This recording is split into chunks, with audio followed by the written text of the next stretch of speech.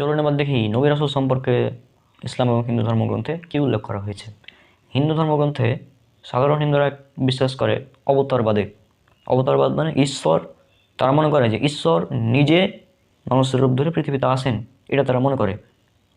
তবে এই ধারণাটা তারা পেয়েছে যে অবতারবাদের, যে ঈশ্বর আকাশ থেকে পৃথিবীতে নেমে আসেন মানুষের রূপ ধরে, বা ঈশ্বর মানুষের রূপ ধরে আসেন, এই ধরনের কথা শ্রীমদ্ ভগবদ গীতার একটি শ্লোক থেকে। শ্রীমদ্ ভগবদ গীতা অধ্যায় নম্বর 4 শ্লোক 7 এবং 8 উল্লেখ করা হয়েছে, यदा यदा हि धर्मस्य ग्लानिर्भवति भारत अभ्युत्थानमधर्मस्य तदात्मानं सृजाम्यहं परित्राणाय साधूनां विनाशाय च दुष्कृतं धर्मसंस्थापनार्थाय सम्भवामि युगे युगे। यदा यदा हि धर्मस्य ग्लानिर्भवति भारत, অর্থাৎ যখন ভারতে অধর্ম নেমে আসে, ধর্মের অধর্ম নেমে আসে, তখন ঈশ্বর কী করেন?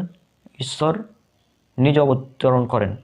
তারা বলছে, অনুবাদে বলছে নিজে অবতরণ করেন। কেন? পরিত্রাণায় সাধুনাং, সাধুদের রক্ষা করতে, বিনাশে দুষ্কৃতাম, রাক্ষসদের ধ্বংস করতে, ধর্ম সংস্থা পুনরুদ্ধায়, অর্থাৎ ধর্মকে যথাযথ প্রতিষ্ঠিত করতে ঈশ্বর যুগে যুগে অবতরণ করেন, সম্ভবমি যুগে যুগে, অর্থাৎ যুগে যুগে। একই ধরনের কথা উল্লেখ করা আছে শ্রীমদ্ ভাগবত মহাপুরাণে স্কন্ধ নম্বর 9 অধ্যায় নম্বর 24 শ্লোক নম্বর 46। এখানে বলা হয়েছে, यदा यदा हि धर्मस्य ক্ষয় বৃদ্ধিস্য পাপনো তদা তু ভবনিস আত্মানাং সৃজতে হরি।